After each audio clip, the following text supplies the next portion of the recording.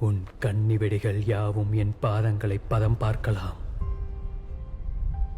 என் எண்ணங்கள் வெடிக்குமே, என் செய்வாய் தோழனே.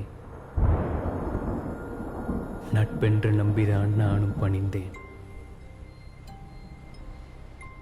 உன் நாச சூழ்ச்சியால் நொறுங்கி போனேனே. 100,000 பாதங்களைக் கொண்டு என்னை மிதித்து நின்றாலும் 1000 யானை பலம் கொண்டு அதை உதறி எழுந்து நிற்பேனே. சிலந்தி வளையறுக்க சிங்கங்கள் வாராது.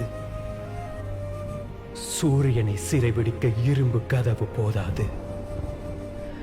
தீ பழுத்த என் நெஞ்சத்தை உன் ஈட்டிகளும் கோடரிகளும் என்ன செய்யும்?